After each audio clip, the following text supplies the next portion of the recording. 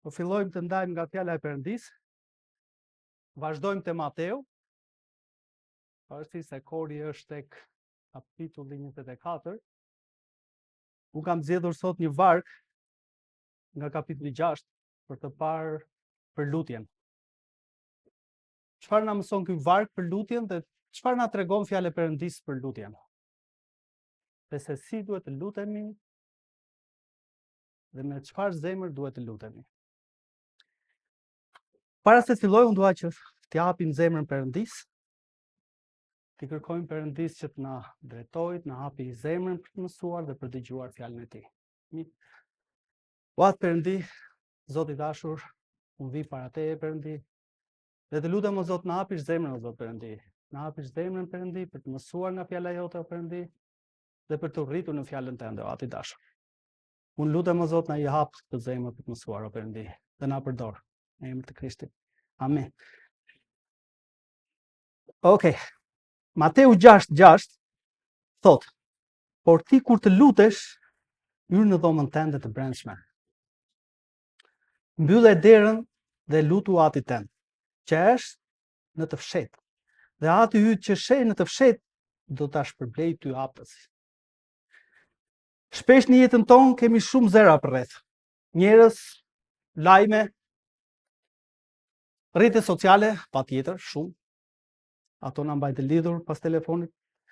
Detyrat, ndoshta detyrat e shkollës, detyra familjare, detyra nga më të ndryshmet, angazhime, dhe në të gjithë këtë zhurmë, zëri i Perëndis bëhet i lehtë për të humbur. Sepse këto gjëra nuk na lënë. Jemi të forcuar pas këtyre gjërave. Jezusi në predikimin në mal na çon në një drejtim krejt tjetër, nga publiku në fshehtësi. Nga shfaqja në marrëdhënie, nga zhurma në intimitet me Perëndin. Imagjinoni një telefon që është pa sinjal.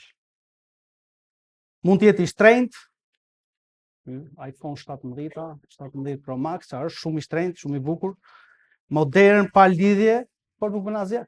Nëse s'ka bateri, është si diçka e kotë në xhep. Kështu jemi edhe ne, pa kohën e fshehtë me Zotin. Lutja e fshehtë është vendi ku shpirti ynë lidhet me qiellin. Aty nuk ka audiencë, nuk ka duartrokitje. Vetëm ti dhe Ati që sheh në fshehtësi.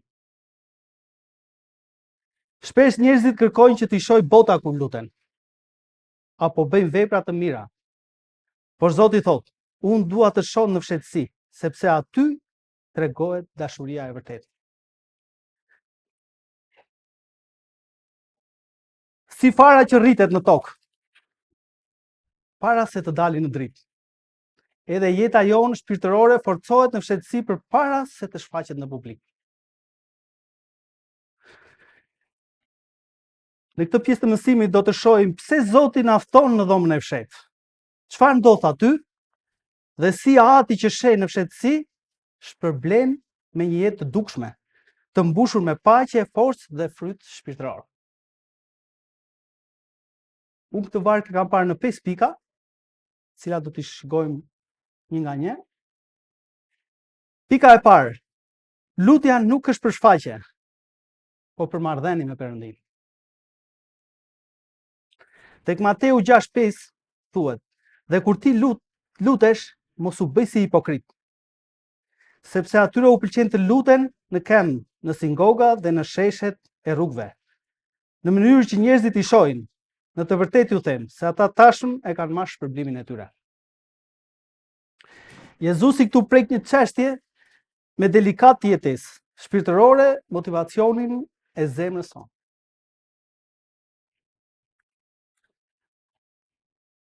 Krishti këtu nuk po dënon lutjen në publik, as pjesëmarrjen në lutje me të tjerë në grup, por e dënon kur lutja bëhet një skemë për lavdi njerëzore, jo për lavdinë e Perëndis. Në kohën e Jezusit disa udhëheqës fetar kishin kthyer lutjen në një mjet për të fituar respekt. Domethënë ata lutsin për të fituar respekt nga njerëzve. Vlerësim apo autoritet para njerëzve. Zoti sheh jo vetëm fjalët që dalin nga goja jonë, por arsyen pse ato dalin. Arsyen pse ne çfarë kërkojmë Perëndis. Një baba që i flet një fëmije me dashuri nuk ka nevojë për publik. Sepse ai e do fëmijën e tij. Ashtu edhe Perëndia na do ne. Dashuria kërkon afërsi, jo skenj. Të jepemi tani e duam, tani jepim që e duam dhe pastaj dukemi që e kemi bërë për publik. Kështu është edhe lutja. Është bisedë intime mes zemrës së njeriu dhe Perëndis. Prandaj Jezusi thotë, ti kur të lutesh, hyr në dhomën tënde, mbyll derën dhe lutu atit tënd që është në fshehtësi. Kjo dhomë nuk është thjesht një hapësirë fizike, ajo përfaqëson vendin e intimitetit shpirtëror. Kur zemra takohet me Zotin, pa zhurmë, pa duartrokitje, pa sy që të shohin, sepse Perëndia të shikon. Aty ndodh marrëdhënia e gjallë, aty ndodh frymëzimi, ndryshimi dhe ngushëllimi. Në këtë dhomë, Zoti nuk dëgjon vetëm zërin tënd, por rajet e zemrës sate. Kur lutja bëhet shfaqje, ajo pushon së qeni lutje dhe bëhet performancë. Si një këngëtar që këndon para një audience, duke dhënë një këngë të bukur dhe në fund ai duartrokitet për këngën që ai sapo këndoi. Në atë moment ne nuk po kërkojmë fytyrën e Zotit, por duartrokitjet e njerëzve. Po kur lutja buron nga dashuria, nga dëshira për të qenë pranë Atit, atëherë kjo ka fuqi që të lëvizë qiellin. Si Krishti që thotë, të keni besim sa një farë sinapi. Zoti nuk kërkon fjalë të bukura, po zemër të sinqertë. Zemër që vërtet i drejtohet Perëndis. Mendoj një fëmijë që i flet babait të vet. Kur është me të në shtëpi, ai flet me dashuri, me ndjenjë, pa frikë, pa përpjekje për t'u dukur. Sepse janë bashkë. Por nëse ai e bën këtë vetëm kur janë njerëzit përreth që ta dëgjojnë, atëherë marrëdhënia e tyre nuk është e sinqertë. Është për sy e faqe. Është për t'u dukur. Ashtu është edhe me ne dhe Zotin. Nëse ne bëjmë lutjen për t'u dukur dhe për të na parë të tjerët, marrëdhënia jonë me Perëndin nuk është e sinqertë. Dashuria e vërtet nuk kërkon skena publike, por afërsi personale. Afërsi personale me Perëndin. Nëse lutja jote varet nga prania e njerëzve, ajo është e zbrazur. Por nëse varet nga prania e Atit, ajo është e mbushur me fuqi qiellore. Në fshehtësi, në heshtje, në përulësi, Zoti e dëgjon çdo frymëmarrje të shpirtit tonë. Sepse lutja nuk është performancë për të fituar miratimin e njerëzve, por bashkimin e shpirtit me Krijuesin. Nga kjo pikë kërkoj që të mbani mend, Zoti nuk kërkon lutje të dëgjuar nga njerëzit, por zemër që dëgjohet nga ai. Më kujtohet kur jam bërë besimtar i krishterë, ndoshta 2002-2003, edhe isha si duke e vënë Perëndin në provë me lutje. Edhe unë shumë mendoja që lutja ishte diçka që vërtet krijon një marrëdhënie me Perëndin. Dhe unë kam qenë para provimit, kam treguar me shumë vëllezër e motra mbas e din. Po e përsëris prapë isha, domethënë, jo se nuk kisha lexuar ose nuk kisha mësuar, por mundje t'i lutja Perëndis. Edhe aty në dera, në një qoshe, u luta dhe thash, Zot, kam nevojë që ti të më ndihmosh. Nuk isha bërë besimtar krishterë. Kisha dëgjuar për Krishtin, por nuk e kisha hapur zemrën. Dhe thash, Perëndi, nëse unë dal mirë nga ky provim, unë ta dorëzoj jetën tënde. Dhe që nga ai moment, unë dola mora notën 10, ndoshta të pamerituar, po Perëndia dëgjoi lutjen. Dhe unë jam shumë inkurajuar nga lutja. Lutja është ajo që theu zemrën time për të pranuar në jetën time Krishtin. Dhe inkurajoj që ju të vazhdoni të luteni me një zemër të sinqertë dhe të pastër para Perëndisë. Pika e dytë. Hyrë në dhomën tënde të brendshme, vend i shenjtë i zemrës.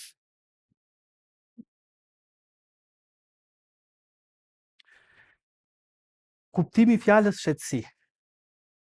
Isha duke parë për këtë fshehtësinë, se neve më përpara lonim duke u fshehur.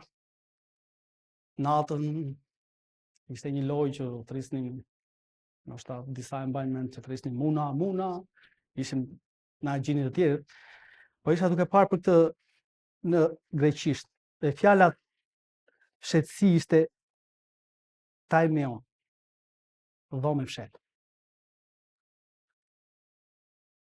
E cila në greqisht e lartë përdore për të përshkruar dhomën e fshetë, dhomë e brendshme, magazin,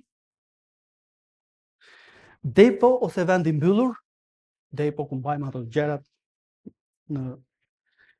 në disa raste edhe vend i sigurt ku ruhen thesare. Në ato si kutirat që ruajnë floririn, lekët, ndoshta edhe certifikatat e pronësisë. Në kohën e Jezusit, shtëpia hebraike shpesh kishin një dhomë të brendshme pa dritare, zakonisht përdorur për ruajtjen e ushqimeve ose thesareve familjar. Aty ishin vendet më privat, më i mbrojtur dhe më i qetë i shtëpisë, vendi i cili rrinte shumë mirë. Kur Jezusi thotë, hyrë në dhomën tënde të fshehtë, ai po i thotë dëgjuesve të tij, hyrë në vendin më të brendshëm, më personal, më të mbrojtur, atë vend që ti e ke ruajtur dhe e ruan në jetën tënde. Aty ku askush nuk të sheh, po ku Ati të sheh. Zoti shikon atë vendin e fshehtë që ti ke. Dhoma e zemrës në nivel shpirtëror nuk është me një vend fizik, por një gjendje zemrës. Jezusi flet për dhomën e shpirtit, vendin e heshtur ku njeriu takohet me Perëndin pa ndërmjetës, pa shfaqje, pa maska. Po një person i pastër. Në këtë dhomë, heq dorë nga zhurmat e botës. Ato që tham nga rrjetet sociale, detyrat, angazhimet, dhe i përkushtrohes kësaj dhome. Për të dëgjuar zërin e butë të Zotit. U mbet vetja, por gjen praninë e Atit. U mbet veten nga gjërat që mund të kërkosh, por gjen praninë e Zotit që të flet. Nuk ka spektator, as duartokritje, vetëm syri i Atit që sheh në fshehtësi. Vetëm Ati të shikon në këtë moment.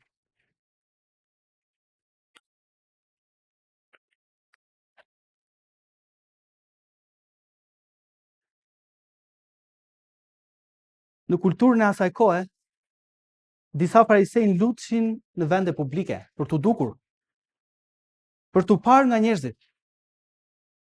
Jezusi nuk e ndalon lutjen e përbashkët, por me theksin te sinqeriteti dhe motivi i lutjes. Duke përdorur fjalën taimon, ai thekson: Zoti dëgjon, jo nga zhurma, por nga sinqeriteti i zemrës. Ti mund të jesh në lutje në zhurmë komplet, po zemra jote është në heshtje me Perëndin, duke kërkuar me sinqeritet Zotin. Ai e dëgjon lutjen tënde. Nëse ti ke hyrë në atë dhomën e fshehtë me Zotin, duke larguar të gjitha zhurmat dhe të gjitha ato gjëra që na pengojnë. Në Bibël shumë herë Perëndia vepron në fshehtësi, përpara se të shfaq lavdin në publik. Noeu u mbyll në ark dhe aty Zoti e shpëtoi. Te Zanafilla 7:16. Yn mashkull e femër, nga çdo mish, ashtu si Perëndia e kishte porositur Noeun. Pastaj Zoti i mbylli brenda. Maria e mori lajmin e lindjes të Krishtit në fshehtësi, pa turba. Te Luka 1:26-38. Po lexojmë te Luka 1.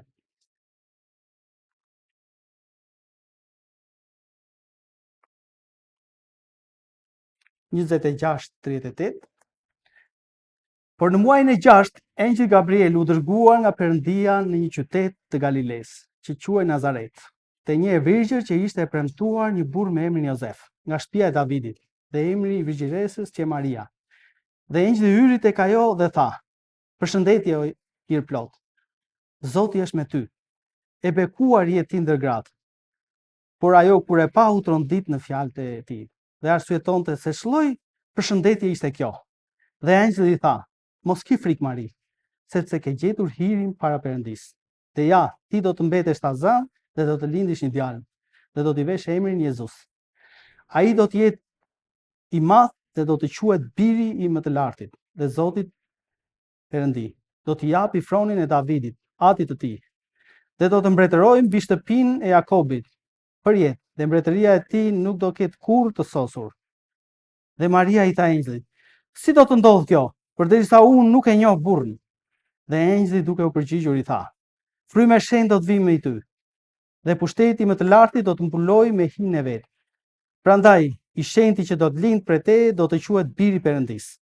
Dhe ja, Elisabeta, farefisi hyt dhe ajo në pleqërinë e saj mbeti shtazan me një djalë, dhe ky është muaji i 6 për atë, që i quajnë shterp, sepse te Perëndia asgjë s'është e pamundshme. Atëherë Maria tha: "Jashtë shërbëtoreja e Zotit, le të më ndodhë sipas fjalës sate." Dhe engjëlli u largua prej saj. Engjëlli Gabriel nuk ju shfaq Marisë në një shesh publik apo në një sallë ku ishin shumë njerëz, po ju shfaq në atë dhomën e vet.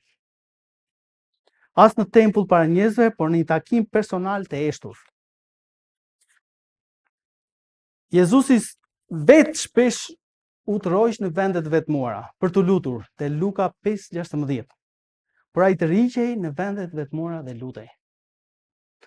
Të gjitha këto na tregojnë se forca shpirtërore lind në fshehtësi, për të shfaqur më pas në dritë. Dhoma e fshehtë sot mund të jetë një vend fizik ku ndalesh për të lutur, një qoshe, një park, një dhomë e qetë. Por mbi të gjitha është një hapësirë e brendshme e zemrës tënde, që mund të gjesh kudo. Në makinë, ku shkon në punë, në eshtje, në frymarrje. Vetëm duke kërkuar Perëndin. Teimon është një qëndrim shpirtëror, kur mbyll derën e mendimeve, frikës, zhurmës dhe hap derën e shpirtit për Zotin. Je i përqendruar komplet me gjithë qenien e Perëndia. Mendo për një thesar të vlefshëm që ruhet në një dhomë të sigurt, të mbyllur me çelës, nuk lihet jashtë ku mund të shkel kushdo. Ashtu është dhe marrëdhënia jote me Zotin, si ai thesari i fshehur. Ajo është thesari miq muar i shpirtit, dhe duke ruajtur në teimon, në dhomën e fshehtë, ku as tundimi, as gjykimi, as zhurma e botës nuk kanë hyrje, sepse ti në këtë moment je me Perëndin. Dhe ja ke kushtuar gjithçka Perëndisë. Fjala teimon te Mateu 6:6 është më shumë se një dhomë lutje. Është simboli i takimit të brendshëm mes njeriut dhe Perëndisë. Një vend i eshtur nga bota, i mbushur me praninë e Atit, ku ndrodh transformimi shpirtëror. Në fshehtësi Perëndia formon atë që bota do të shohë në dritë. Dhoma e fshehtë është laboratori i besimit, ku Zoti formon karakterin ton në eshtje.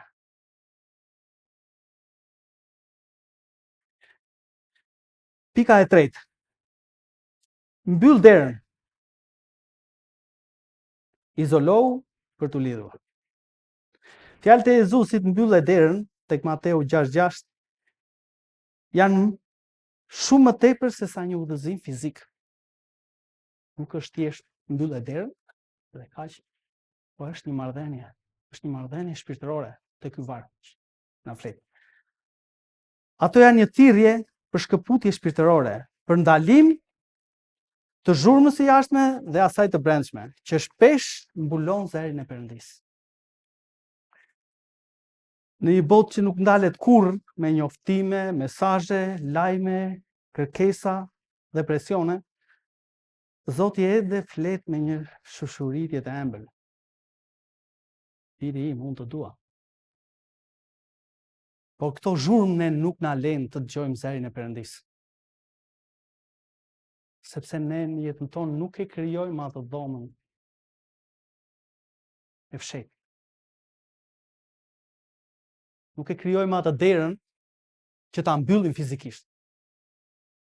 Që të dëgjojmë vetëm zërin e Perëndisë kur thotë, biri im, unë të dua.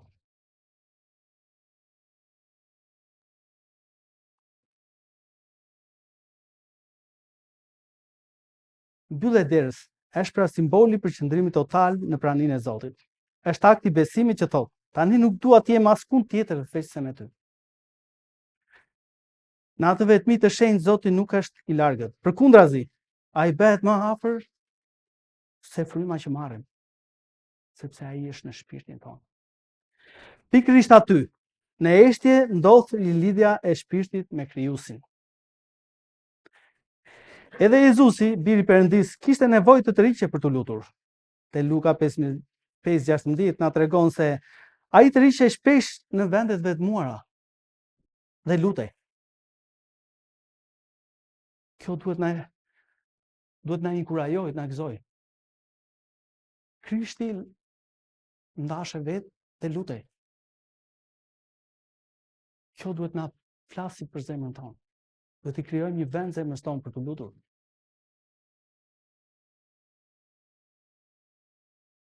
Nëse Jezusi, i cili kishte bashkim të përsosur me Atin, kërkonte kohë për vetmi, sa më shumë kemi nevojë ta bëjmë këtë. Edhe ne kemi nevojë ta bëjmë këtë, të kërkojmë Atin, të largohemi nga ato zhurmat. Ai nuk shmangej njerëzve, por i paraprinte çdo shërbimi me intimitet me Perëndin. Forca që ai tregonte në publik vinte nga momentet e fshehta në praninë të tij. Lutja në fshehtësi është momenti kur Perëndia prek pijen e shpirtit tonë dhe i sjell përsëri në harmoni me vullnetin e tij. Mbyllja e derës nuk është largim nga jeta, po përgatitje për të jetuar me një fuqi të re. Kur izolohesh për të lidhur, nuk po ikën nga njerëzit, po i afrohesh më shumë Zotit, që ti jesh dritë për njerëzit. Të ndriçosh për ta. Në vetmi Zoti flet. Në eshtje ai udhëzon. Në qetësi ai të forcon. Pak të moment intimiteti, besimi bëhet sipërfaqësor dhe zemra ngurtësohet. Po kur mbyll derën për botën, ti po hap shpirtin për qiellin. Është e vështirë të largohemi nga gjitha gjërat e botës dhe të japim shpirtin Perëndisë. Jemi më kollaj të japim shpirtin botës. Dhe ky varg na inkurajon që sa më shumë të mbyllim derën për gjërat e botës dhe të kemi një marrëdhënie personale me Perëndin. Kur mbyll derën për botën, Zoti jap dritaren e qiellit për ty. Në eshtjen e dhomës tënde, ai flet me gjuhën e dashurisë, që vetëm ti mund ta kuptosh. Në fshehtësi ai derdh paqen që bota nuk mund ta jap. Në vetmi ai ndërton forcën që do të duhet në publik.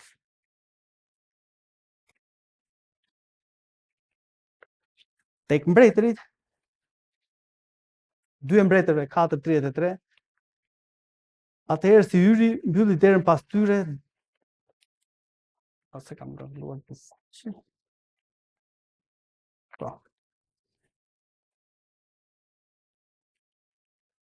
2 mbretërve 4:33, atëra ai hyri, mbylli derën pas atyre të dyve dhe ju lut Zotit. Profeti Eliseu përjetoi mrekulli, pasi mbylli derën dhe u lut Zotit. Lutja në fshehtësi është frymëmarrje e shpirtit.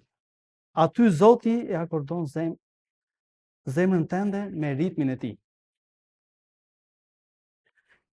Pika e 4. Ati që sheh në fshehtësi, syri që nuk harron. Tek 1 Samuelit 16, kapitulli 16 vargu 7. Por Zoti i tha Samuelit: mos i shiko as pamjen, as shtatgjatësinë, sepse unë e kam refuzuar, sepse Zoti nuk shikon si shikon njeriu. Njeriu shikon pamjen, kurse Zoti shikon zemrën. Ky varg na mëson një të vërtetë thelbësore mbi pikpamjen e Perëndisë dhe vlerat e brendshme të njeriu. Kur Samueli po zgjidhte mbretin e ardhshëm të Izraelit, ai pa pamjen e bukur, pamjen e jashtme, dhe shtatin e lartë të Eliabit, dhe mendoi se ai ishte i zgjedhur. Por Perëndia e ndaloi, duke i treguar se vlerësimi ynor është ndryshe nga ai njerëzor. Mund të jemi të bukur, mund të jemi me flok, mund të jemi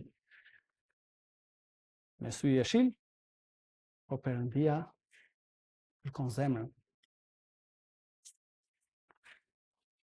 Mos a shiko as pamjen, as shtatgjatësinë. Zoti nuk udhëhiqet nga pamja e jashtme, statusi apo forca. Ai nuk gjykon sipas dukjes, por sipas cilësisë së karakterit të tij. Sepse njeriu shikon pamjen, kurse Zoti shikon zemrën. Njeriu sheh sipërfaqen, Zoti sheh qëllimin, sinqeritetin dhe pastërtinë e brendshme. Zemra është vendi ku Zoti kërkon besnikërinë dhe dashurinë e vërtetë. Zemra është ajo që na mban me Perëndin. Një zemër e sinqertë. Perëndia nuk kërkon pamje, por zemër të përulur dhe të pastër. Ai vlerëson ata që janë më brenda, jo ata që duken jashtë. Ata që kanë një zemër të pastër nga brenda. Dhe jo nga jashtë, të veshur bukur, rregulluar. Zoti nuk vdes sipas dukjes, por sipas zemrës që i përket atij. Në sytë e botës, Davidi ishte bari i vogël. Në sytë e Zotit, ai ishte një mbret i arshëm. E mbani mend historinë e Davidit, fëmijë i vogël në ato plastikun, vradi gjithë atë burr të madh. Në fshehtësi Zoti sheh motivet, jo shfaqjen. Ai dëgjon edhe pësherëtimat e ishtura dhe ruan çdo lot të sinqertë. Nëse të tjerit nuk shohin bindjen, durimin apo shërbesën tënde, Zoti e sheh dhe e çmon.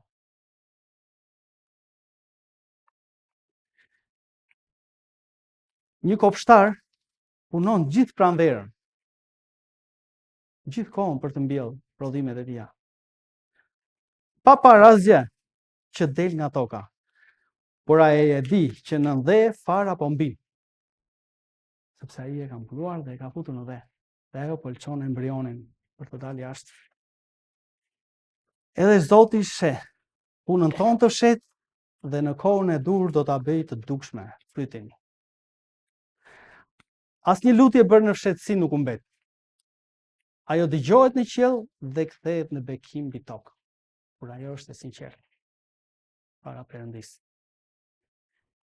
Pika e 5 dhe e fundit, do të shpërblej ty aptazis. Frytet që shihen pasi ti je lutur dhe frytet që ti do marrësh nga lutja jote e sinqertë. Kur Jezusi thotë se ati yt që sheh në fshehtësi do të shpërblej ty aptas, ai shpall një ligj shpirtëror të Perëndisë. Gjithçka që bëhet me sinqeritet përpara Zotit, pa sy njerëzish, nuk mbetet pa frut. Zoti e sheh atë që askush nuk e sheh, dhe në kohën e dur bën të dukshme mirësinë dhe hirin e tij në jetën tënde. Shpërblimi nuk është gjithmonë material. E di, më njëherë të kërkojmë të lutemi, të kemi një vilë të bukur, një makinë të bukur, ose diçka materiale që na gëzon për momentin.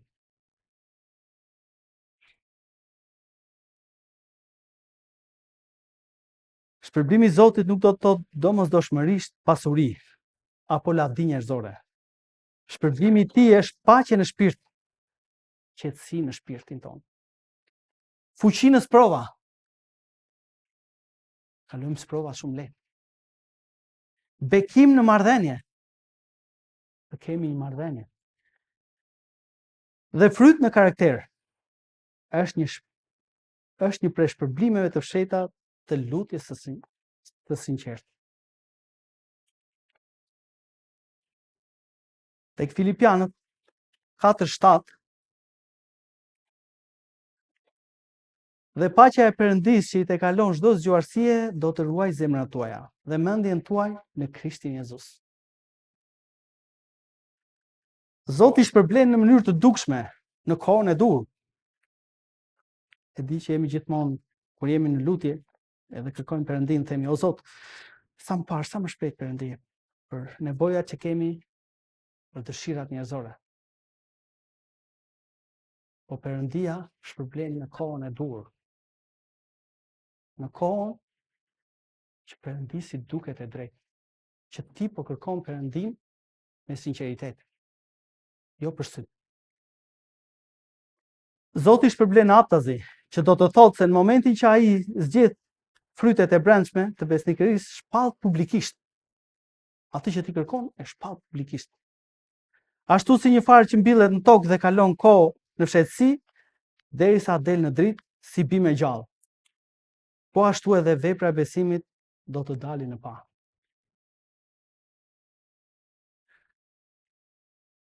Tek Mateu 7:11, në qoftë se ju që jeni të këqij, dini t'u jepni dhurata të mira bijve tuaj, aq më tepër ati juaj, që është në qej do t'u japi gjëra të mira atyre që i kërkojnë.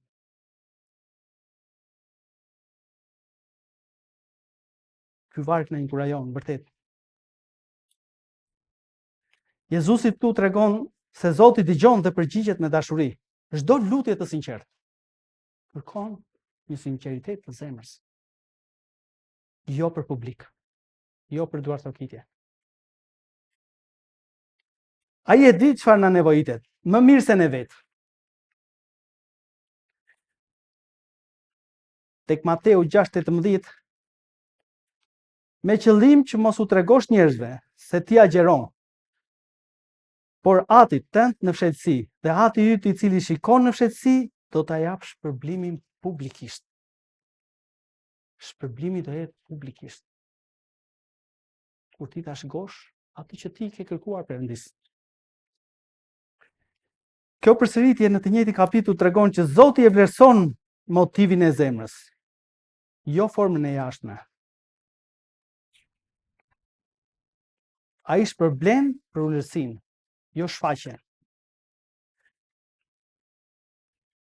Mendoni një kopshtar që kujdeset për fare në fshehtësi, ai punon, ujit, pastron barat e këqija, por askush nuk e sheh.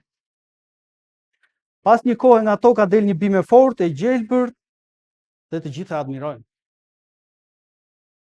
Në një fush, s'kishte bim, të gjithë, ajo tokë nuk prodhon gjë, dhe pas disa kohë shkoi një pemë shumë të madhe, e cila gjelbëron, është shumë e bukur. Kënaqem. Por asnjëri nuk pa punën e duruar në eshtje të këtij fermeri apo këtij bujku. Ashtu është edhe me jetën shpirtërore. Zoti shpërblen punën që bëhet në fshehtësi, duke e bërë frytin të dukshëm për të tjerit. Danieli u lut.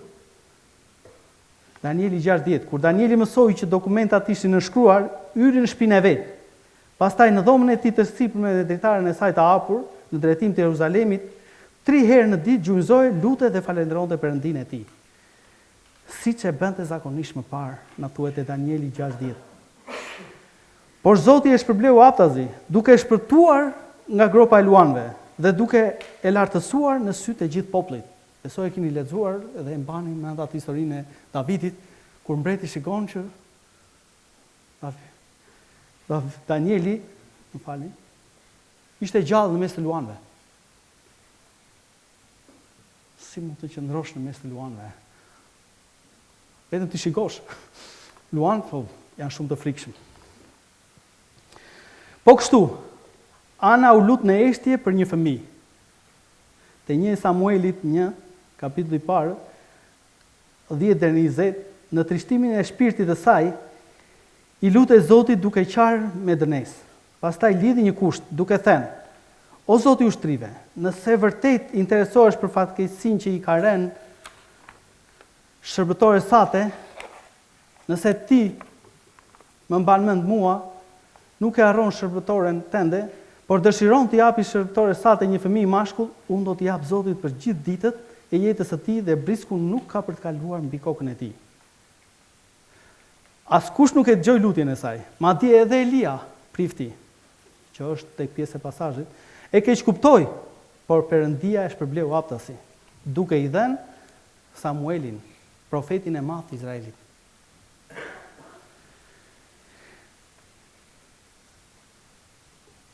Shpërblimi i Zotit nuk është për ata që kërkojnë duartrokitje, po për ata që kërkojnë fytyrën e tij. Kur lutemi në fshehtësi, eci me besim dhe i shërbejmë Zotit, pa kërkuar vlerësim njerëzor, Perëndia vetë bëhet dëshmitar dhe shpërbyesi jon. Tek Hebrejt 11:6, edhe pa besim është e pamundur t'i pëlqesh atij, sepse ai që i afrohet Perëndis duhet besojë se Perëndia është dhe se është shërbyesi atyre që e kërkojnë. Shpërblimi i Perëndis nuk është gjithmonë material. Shpesh është paqe, forcë, dashuri dhe pranimi i tij që ndriçon jetën tonë. Zoti shpërblen në mënyrë që i shohin të tjerit, por që burojnë nga ajo që ndodh në fshehtësi. Gjithmonë kur lexoj këtë varg të Hebrejve, më kujtohet një moment nga jeta ime. Ne kemi qenë shërbyer në një projekt Aero, nëse keni dëgjuar, shfaqnin filmin e Jezusit për fshatra. Dhe ishim në disa fshatra të Gramshit, që sot më kujtohen, Kutërqar, ishte shumë larg. Kemi shkuar me kuaj atje për të shfaqur filmin. Ishte si 4 orë me kuaj, dhe duhet të theshte 4 orë, po filmi shfaqej në orën 8 në mbrëmje. Dhe pasi mbaruam filmin, ishim një grup prej 12 vetash, unë isha drejtuesi i skuadrës.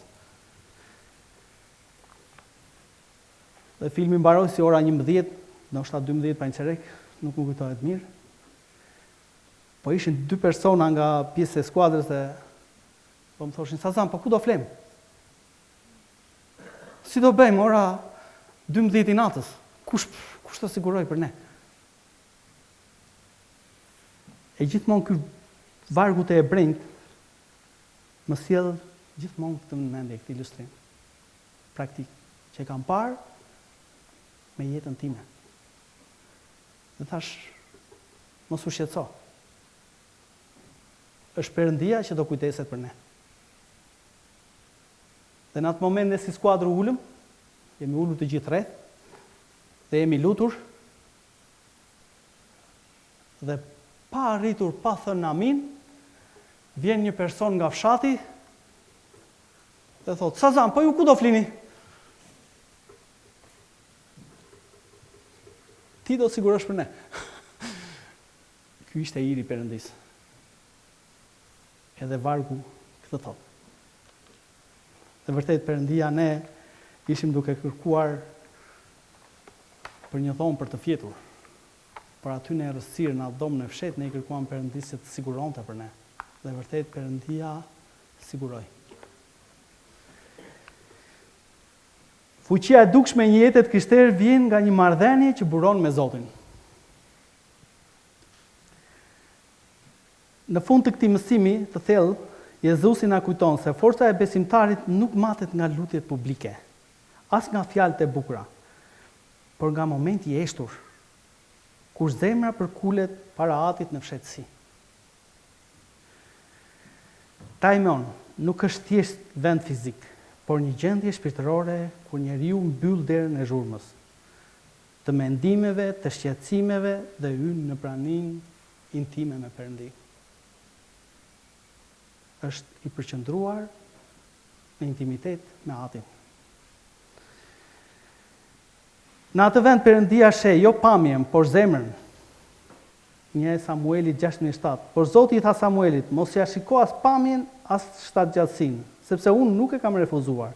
Sepse Zoti nuk shikon si shikon njeriu. Njeriu shikon pamjen, kurse Zoti shikon zemrën. Dhe përsërita sërish të varg për të kuptuar që Zoti shikon zemrën. Ai nuk shikon pamjen. Sepse ai e di, e ka krijuar njeriu sipas shëmbëltyrës së tij. Dhe ai do zemrën.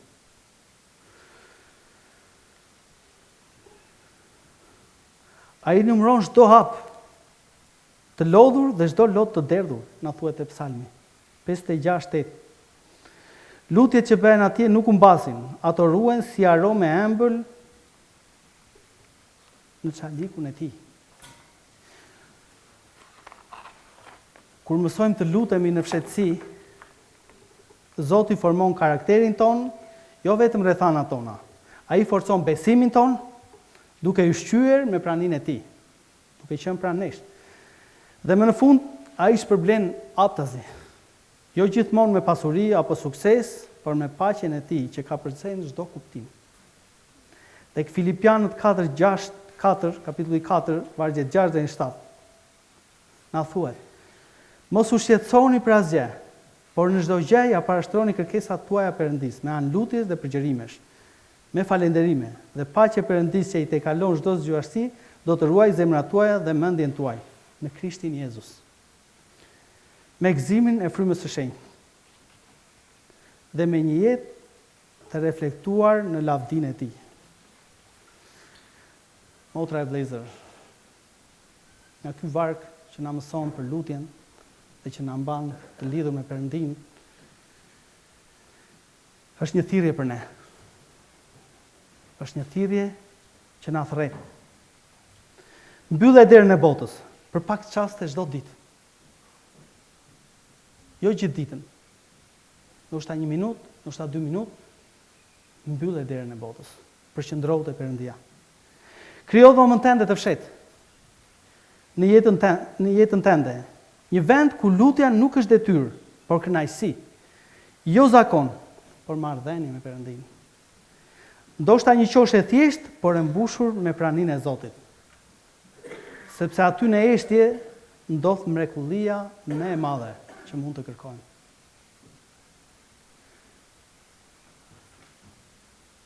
Po e mbyll të predikim me një thënie: Zoti flet, shpirti dëgjon dhe jeta ndryshon.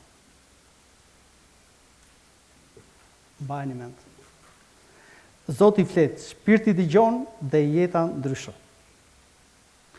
Le të lutemi.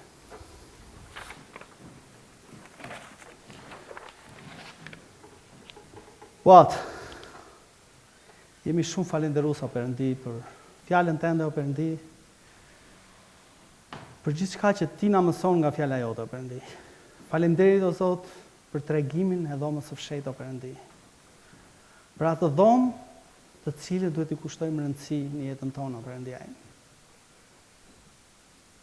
Të kalojmë kohë me ty o Perëndi, duke të kërkuar ty dhe duke të falenderuar ty për çdo gjë. Vërtet Zot, na hap zemrat o Perëndi, që vërtet të kemi këtë dhomë o Perëndi, të kemi këtë dhomë të fshehtë dhe të jemi me ty atë. Të lutem o Zot,